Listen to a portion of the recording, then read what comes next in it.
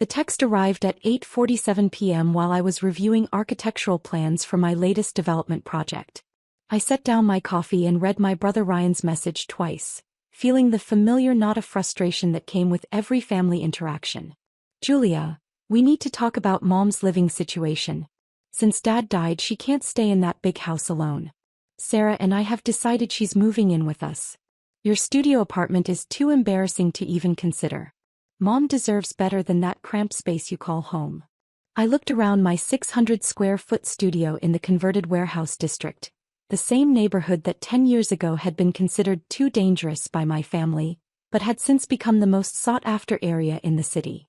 The exposed brick walls, soaring ceilings and floor-to-ceiling windows overlooking the harbor made it one of the most coveted units in the building. But to Ryan, it was just proof of my continued failure to achieve what he considered real success. I typed back, "You're absolutely right. Mom should have the best possible living situation." My phone buzzed immediately with his response. "Finally, some sense from you. Sarah's already converting the guest room. Mom will be much happier with us in Riverside Towers." Riverside Towers. Ryan's pride and joy, the luxury high-rise where he and his wife Sarah had purchased a penthouse 3 years ago, stretching their finances to the absolute limit to afford the monthly payments. Ryan never missed an opportunity to mention his prestigious address and the building's exclusive amenities. What Ryan didn't know was that I owned Riverside Towers, along with 12 other residential and commercial properties throughout the city. I picked up my phone and called Marcus Chin, my property manager. "Marcus, it's Julia. I need you to prepare an eviction notice for Unit 3204 at Riverside Towers." "The Williams unit?" "Ryan Williams." "That's right. May I ask the reason?" I scrolled through the thick file of documents Marcus had been compiling for months. Multiple lease violations. Unauthorized modifications to the unit, exceeding the occupancy limit, and unpaid pet fees. The pet fees. They've had a dog for 8 months without declaring it or paying the required deposit. The neighbors have been complaining about noise and messes in the hallway. I see. And the occupancy limit. The lease specifies a maximum of 2 adults. Adding a third permanent resident violates the agreement. Marcus was quiet for a moment. "Julia, are you sure about this? Your brother doesn't know you own the building, does he?" "No, he doesn't. And after tonight's conversation, I think it's time he learned about consequences." "What should I cite as grounds for eviction?" "All of it. The unauthorized pet, the lease modifications they made to the bathroom without permission, and the upcoming occupancy violation. Give them 30 days. "Understood. The notice will be delivered tomorrow morning." After hanging up, I walked to my windows and looked out at the city I'd spent the last decade quietly acquiring piece by piece. The harbor sparkled with lights from the restaurants and shops I owned in the converted waterfront district. The office building where Ryan worked as a mid-level marketing manager was visible in the distance. Another property in my portfolio.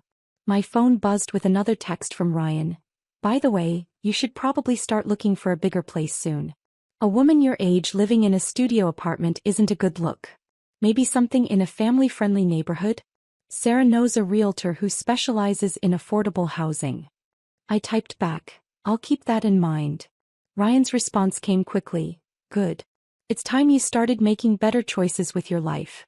You can't keep pretending that this artsy downtown lifestyle is sustainable forever." The irony was rich. Ryan, who worked in marketing for a tech company that leased space in one of my buildings, was giving me career advice.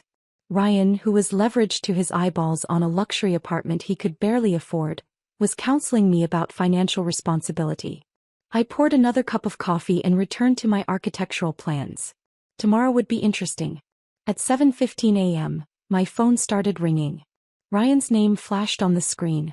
"Julia, what the hell is going on?" "Good morning to you too, Ryan. What's wrong?" "What's wrong? I just got served with an eviction notice. They're saying I violated my lease and have 30 days to vacate the premises." "That sounds serious. What did you violate?" "That's just it, I don't understand any of this. They're claiming I made unauthorized modifications, exceeded occupancy limits, and failed to register a pet." I took a sip of coffee. "Did you do those things?" "Well, we installed that new rainfall shower head in the master bathroom. And we've had Max for a while now, but he's just a small dog. And Mom isn't even moving in until next week. So you did violate the lease terms. Julia, these are technicalities. Normal people don't get evicted over shower heads and small dogs. Normal people get permission before making modifications and declare their pets when they get them. Whose side are you on here? I'm on the side of following the rules you agreed to when you signed the lease. Jesus, Julia. Could you show a little family solidarity? My wife is hysterical, my mother-in-law is asking questions, and I'm about to lose the most prestigious address I've ever had. The prestigious address comment almost made me laugh. Ryan, have you tried talking to the property management company? Of course I tried. I called first thing this morning. They said the decision came from the owner and that there's no appeal process for multiple lease violations. The owner? Yeah, apparently Riverside Towers is owned by some investment company. Carson Holdings or something. Chin Holdings, I corrected automatically. Whatever. The point is, it's some faceless corporation that doesn't care about tenants. They probably want to jack up the rent and needed an excuse to get rid of current residents. If only he knew. Ryan, what are you going to do? I don't know. We can't afford anywhere else in this neighborhood. And with Mom needing to move in. God, Julia, this is a nightmare. Maybe you should have thought about that before making unauthorized changes to someone else's property. Are you seriously lecturing me right now? Julia, I make 3 times what you make. I live in a luxury building. I drive a BMW. I'm successful by any reasonable measure. And yet you're being evicted. This is temporary. This is just bureaucratic bullshit that I'll figure out. Okay. Don't say, okay, in that condescending tone. You live in a converted warehouse studio and drive a Honda. You don't get to be condescending about my housing situation. I looked around my studio, the same space where I'd built a real estate empire worth over $200 million. You're right, Ryan. I shouldn't be condescending. Thank you. Now, can you help me figure this out? Do you know anyone in property management or real estate who might have connections? The question was so loaded with irony that I had to set down my coffee. Actually, I might know someone who could help. Really? Who? Let me make some calls and get back to you. Julia, this is serious. If you have connections that could help, I need you to use them. My entire reputation is at stake here. I understand. Let me see what I can do. After hanging up, I called Marcus again. The eviction notice was delivered? This morning at 7 a.m. Your brother called our office about 15 minutes later. What did he say? He demanded to speak with the owner. When I told him that wasn't possible, he asked for the property management supervisor. I told him I am the property management supervisor. And he asked if there was any way to work out a payment plan or compromise. He seems to think this is about money. What did you tell him? I told him that lease violations aren't financial issues. I also mentioned that the owner has a strict policy about tenant compliance. How did he respond? He asked if the owner might be willing to meet in person to discuss the situation. I smiled. And what did you say to that? I said I'd check with ownership and get back to him. Perfect. Schedule a meeting for this afternoon. Conference room at the Riverside Towers Management Office. Should I tell him who he's meeting with? No. Just tell him the owner will see him at 2 p.m. That afternoon, I arrived at the Riverside Towers Management Office wearing my most conservative business suit and carrying a leather portfolio filled with Ryan's lease violations, payment history and correspondence. The building's management office was located on the ground floor, with floor-to-ceiling windows overlooking the lobby I'd designed when I purchased and renovated the property. Marcus met me in the hallway. Your brother arrived 10 minutes early. He's in conference room B with his wife. How do they seem? Nervous. His wife brought a folder of documents. I think they're preparing to make their case. Let's not keep them waiting. I entered the conference room to find Ryan and Sarah sitting at the polished table, both dressed formally and looking anxious. Ryan was wearing his best suit, the one he'd bought for job interviews, and Sarah had her hair pulled back in a style that screamed, trying to look professional. Mr. and Mrs. Williams, I said, taking the seat across from them. I'm Julia Chin, owner of Riverside Towers. The silence that followed was deafening. Ryan's mouth fell open. Sarah looked from me to Ryan and back again, clearly confused. Julia, Ryan said finally. What are you doing here? I'm here to discuss your lease violations and eviction notice. But you said your name was Julia Chin. It is. Chin Holdings is my company. Sarah found her voice first. Julia, I don't understand. You own this building. I own 12 buildings actually. Riverside Towers is just one property in my portfolio. Ryan was staring at me like I'd grown a second head. That's impossible. You live in a studio apartment. You drive a Honda. You work. I work in real estate development. I have for the past 10 years. But you said you worked in property management. I do manage properties. My properties. Sarah was frantically flipping through papers in her folder. The lease. The lease says the building is owned by Chin Holdings. That's correct. Ryan's voice was barely a whisper. You own our building. I do. For how long? 3 years. I bought it the month before you moved in. The timeline was clearly sinking in for both of them. Julia, Sarah said carefully, when we applied for the apartment, you were listed as a reference on our application. Because Ryan asked me to be a reference. I thought it was funny that he was asking his sister to vouch for him to rent an apartment from his sister. You let us move in knowing you owned the building? You qualified for the lease based on your income and credit history. I didn't give you any special treatment. Ryan was processing this information slowly. The rent payments. We've been paying rent to you? To Chin Holdings, which I own. The payments go through a management company, but yes, ultimately you've been paying rent to me. For 3 years. That's correct. Sarah looked devastated. Julia, why didn't you tell us? Biz, you never asked. You assumed I was struggling financially because I live simply and drive an older car. You never wondered how I could afford to live downtown, or why I seemed financially stable despite what you thought was a low-paying job. Ryan was staring at the conference table. The eviction notice is legitimate. You violated multiple terms of your lease agreement. But you're my sister.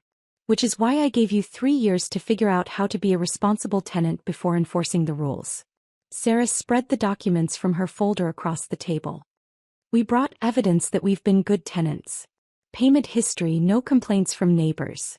Actually, I said, opening my own portfolio, there have been several complaints from neighbors about your dog. Barking at night, messes in the hallway, and aggressive behavior toward other residents' children. I slid a stack of complaint forms across the table. And these are photos of the unauthorized modifications you made to your bathroom. More photos followed, before and after shots of their bathroom renovation. These renovations required approval from building management and a deposit for potential damage. You did neither. Sarah was reading through the complaint forms, her face getting paler with each page. Mrs. Williams, I continued, the lease clearly states that any permanent modifications require written approval and that all pets must be registered within 30 days of arrival. We didn't think a shower head counted as a permanent modification, Ryan said weakly. You installed new plumbing fixtures and tiles. You changed the electrical configuration for mood lighting. These are significant alterations that affect the property value. Julia will fix everything. We'll register Max, we'll pay whatever fees you want, we'll change the bathroom back. Mr. Williams, the issue isn't whether you can fix the violations now. The issue is that you disregarded the lease terms for months and only want to comply now that you're facing consequences. Ryan's composure finally cracked. Julia, I'm your brother. You can't evict me. I can't show favoritism to family members. That would be unfair to my other tenants who follow the rules. Other tenants? You have other tenants. I own 12 buildings, Ryan. I have over 300 residential units and 50 commercial spaces. You're one of 300 families I provide housing for. The scope of what he was learning seemed to overwhelm him. Julia, how is this possible? How do you own all this? I bought my first property 10 years ago with money I saved from my job in property management. I renovated it, increased its value, and used the equity to buy another property. I repeated that process until I had a portfolio large enough to generate significant income. But the studio apartment is exactly the right size for my needs. I don't require a lot of space, and living simply allows me to reinvest most of my income into additional properties. Sarah was crying now. Julia, we had no idea. If you had known I was your landlord, You would have followed the lease terms? Well, yes. So you only follow rules when you think there might be consequences? The question hung in the air unanswered. Sarah, what happens to tenants in other buildings when they violate their leases? I don't know. They get evicted. Just like you're being evicted. Ryan found his voice again. Julia, what do you want from us? I want you to understand that actions have consequences, regardless of family relationships. Okay, we understand. Can we stay? No. The finality of my answer seemed to shock them both. But you're our family, Sarah protested. I'm also your landlord. And as your landlord, I have responsibilities to my other tenants to enforce lease agreements consistently. Ryan leaned forward desperately. Julia, where are we supposed to go? We can't afford anywhere else in this area. You'll need to find housing that fits your actual budget instead of stretching for a prestigious address you can't properly maintain. But Mom is supposed to move in next week. Which would have been another lease violation, since your lease specifies a maximum of 2 adult residents. The reality of their situation was clearly sinking in. Julia, Sarah said, is there anything we can do? Any way to work this out? I considered the question. There might be one option. Both of their faces lit up with hope. I have a 2-bedroom unit available in one of my other buildings. It's in a family-friendly neighborhood, pet-friendly, and about 30% less expensive than your current rent. Where? Ryan asked. The Maple Street complex. It's near the elementary school and has a playground. Ryan's face fell. Maple Street? That's not downtown. No, it's not. Julia, we can't move to Maple Street. That's where. That's not our demographic. What's your demographic, Ryan? People who've achieved a certain level of success. Professionals. People with standards. People who follow their lease agreements? He winced. Ryan, the Maple Street property has a community garden, a fitness center and covered parking. The units are larger than what you have now, and the rent would allow you to save money instead of living paycheck to paycheck. But the address. Would be honest about your actual financial situation instead of pretending to be something you're not. Sarah was looking at the photos I'd slid across the table. It does look nice, Julia. It is nice. And it would be appropriate for a family with an elderly parent and a pet. Ryan was still focused on the status implications. Julia, I can't tell people I live on Maple Street. Why not? Because it's not impressive. Impressive to whom? To colleagues, clients, friends. My address is part of my professional image. Ryan, your professional image should be based on your work performance, not your zip code.